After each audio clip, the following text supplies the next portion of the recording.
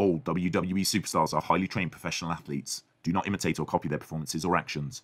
Any copyrighted material featured in this non-monetized review has been selected as a small portion in relation to the original work. This copyrighted material has been selected for comment purposes and is allowed under fair use. Welcome to this 1993 Coliseum video release titled Smack 'em Whack 'em. It's Lord Alfred Hayes and the Bushwackers who welcome us and inform us that they're going to show us how to improve our homes. Lord Alfred asks what the first step is. Safety has to be #1, yay! That should be shown to every builder before they start work every single day. They make Lord Alfred head safe, eye safe, and hand safe as we head to the matches. First up, we've got Crush versus Bezerker. Bezerker is overpowered and falls over the top rope. Bezerker responds with a horrific looking pile driver. Crush is honestly lucky to walk away from this match.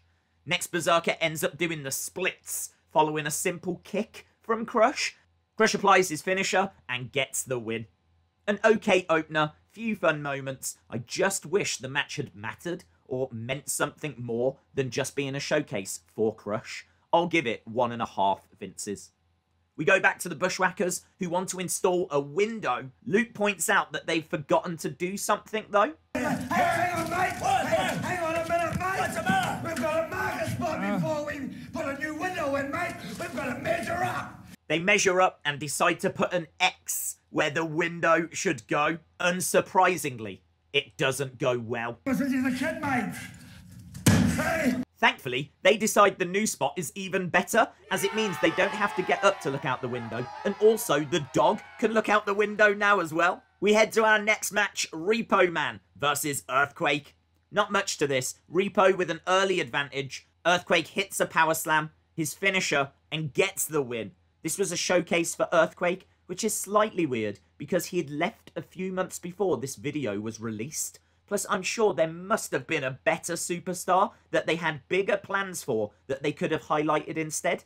I'll give this 1 Vince. Back with the Bushwackers, and Butch has a thought. Wouldn't mother be proud of us now? Hi, Mum! Hi, Mum! I know this isn't important, but aren't they cousins? Anyway, they hit an electrical cable and ask Lord Alfred to hold it with predictable consequences. When the emergency lights are turned on, the Bushwackers spring into action. Hey, Cousin Luke, I think we better pass this on to Mean Gene, who's standing by with Yokozuna. So next, we've got a Yokozuna cooking for a single man segment. We're with Mr. Fuji, Yokozuna, and Mean Gene Okerlund in a restaurant where we're told Yoko consumes 15,000 calories a day. Mean Gene struggles to use chopsticks, and then they bring out some rather nice looking sushi. Yokozuna tells Mean Gene to try the wasabi, which, fun fact, has a real kick to it. Oh, oh, you'll love it. Oh, what is that? We then get 30 seconds of watching people eat. Lou, the chef, arrives, and Mean Gene says the grill must be hot. Yokozuna tries to show Mean Gene how hot it is. Yeah, no. Lou starts cooking 10 ribeye steaks, as well as several pounds of shrimp and rice. We get more eating shots as the chef starts feeling the pressure as Mr. Fuji demands more. With Mean Gene stuffed and completely overwhelmed by the amount of food that he's seen, Mr. Fuji ends the segment by saying now it's time for dessert. The next part of the video is a profile on Bret the Hitman Hart. We go to Gorilla Monsoon and Bret Hart in an undisclosed location, discussing Bret's title win and the lost classic that was the first ever ladder match in WWE. No, not that. This. Bret Hart versus Shawn Michaels on July 21st, 1992 for a taping of Wrestling Challenge in Portland, Maine. Amazingly, this was a dark match. It was Bret's idea to have this match. He wanted to show Vince how successful this concept could be. Seemingly, Vince did like it and used it for one of the key matches at WrestleMania 10, where it would be Shawn Michaels and Scott Hall, not Bret Hart, that would get the opportunity to introduce the match to the world. So this is that very first WWF ladder match. Shawn Michaels with Sensational Sherry versus Bret the Hitman Hart for the Intercontinental Championship.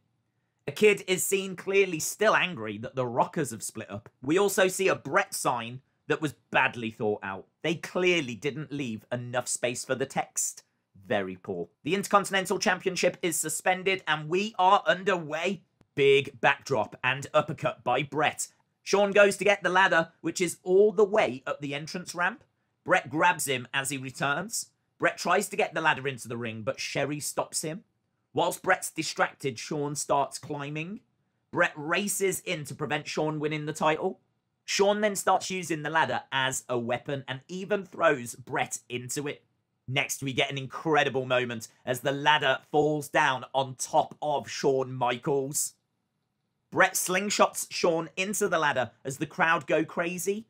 Sensational Sherry does her best to get Shawn back into the match.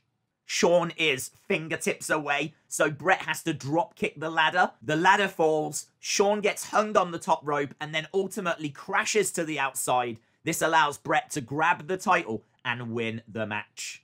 This match runs for about 15 minutes and is brilliant even by 2020 standards. They created drama well by both almost grabbing the title. They also showed that the ladder could be used as a weapon. This is a lost classic. I'm going to give it 4 Vinces. Next, we go to one of Bret's first WWF Championship title defenses as a worried fan watches on. It's Kamala versus Bret the Hitman Hart. Hitman gets the early advantage, whilst Kamala makes a noise like Chewbacca. Morse code. Yes. But Hitman, oblivious to all that, he's got a mission in there, and that is... Bret stomps on the foot of Kamala, but Kamala manages to get a bear hug. Then we get a nice spinning heel kick. Bret manages to get back into the match, hit his elbow drop. Kimchi tries to get involved, but gets accidentally chopped by Kamala, which allows the roll-up, the pin, and the win for Bret the Hitman Hart. Something that these fans clearly enjoyed. It was a pretty basic match with a few nice moments. I'll give it 2 1/4 Vinces. Gorilla Monsoon says it's time. For the first time ever, fans will get to see how Bret won the WWF Championship.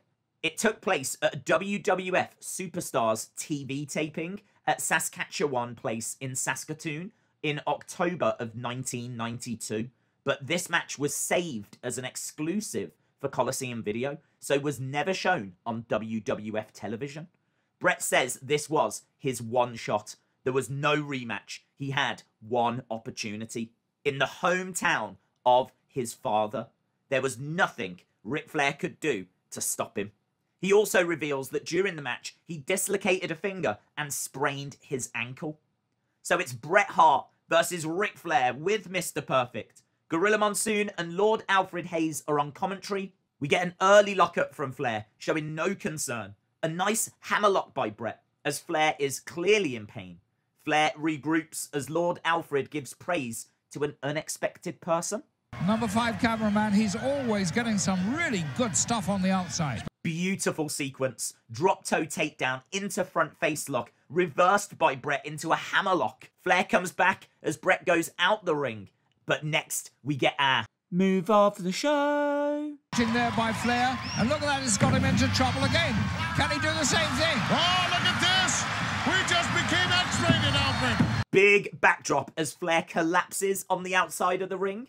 Bret is thrown into the corner, and that allows Ric Flair to get back into the match. But he misses with a knee drop. Bret applies a figure 4, but Flair gets to the ropes.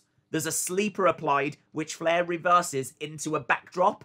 Butterfly suplex only gets a 2 count. Flair has a word with the ref, but gets rolled up, and it's another 2 count. Flair applies the figure 4, but Bret gets to the ropes this time. Flair goes up top, and Bret grabs him, hurls him to the mat. Backbreaker, suplex. Bret sets up for a superplex and hits it. Bret puts on the sharpshooter. The ref calls for the bell to give Bret the Hitman Hart his first WWF Championship. This is brilliant. I don't think the crowd expected a title change, and really, why would they? So they were a little quiet at times throughout this. the wrestling is as solid as you would expect. I would have liked a bit more of a Mr. Perfect interference and for that to have been foiled. And I also think it suffers by not having Vince on commentary to increase the drama even more. As a result, this is still a very impressive 3.75 Vinces. Bret says it was Gorilla who first called him the excellence of execution, and he tries to live up to that. He says that he'll take on all comers, and there's no stopping him now. Sadly, Bret loses the WWF Championship 4 days after this video was released. We're back with Lord Alfred and the Bushwackers. Butch's helmet has completely fallen off now.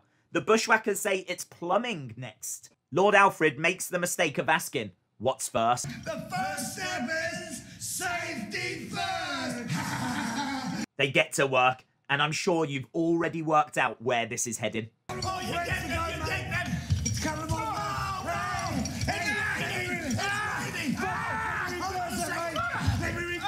So, main event time for this Coliseum video, Razor Ramon versus The Undertaker. Gorilla gets a little confused about Razor's nickname and even attempts an impression. But he even refers to himself as the bad man. Well, he does. You're absolutely right about that. Take a look at the bad man. Yes. Razor takes early control, but Undertaker soon regains it. He hits Old School and starts choking Razor on the top rope. A stunner by The Undertaker. Razor uses a chair on Undertaker on the outside. Razor rams Taker into the railings and then the ring steps. Taker gets power slammed, but after all of this, sits up. Razor drops 6 elbows, and again Undertaker sits up. As Razor gets the urn and hits Undertaker with it, Razor goes for the pin, but only gets a 2. A choke slam by the dead man as Razor rolls out the ring and decides to leave. Undertaker wins this by count out. I'll give it 2.25 Vinces. Bushwackers close the video by giving Lord Alfred a special treat. They sit him down and tell him he doesn't have to do anything now, but watch his favourite Coliseum videos. Moments later, the power goes. Oh no! And that's it. A really great video that runs just under 2 hours in length. We get 2 historic matches that all wrestling fans should see. The Bushwhacker Lord Alfred Hayes segments are silly and childish, but fun all the same. If you got this as a gift or just decided to treat yourself at the time, I think you would have been really pleased with this purchase. I'm going to give it 7.75. Awesome, guys. Thank you so much for watching. I hope you enjoyed this video, and hopefully I'll see you again next time. Bye for now.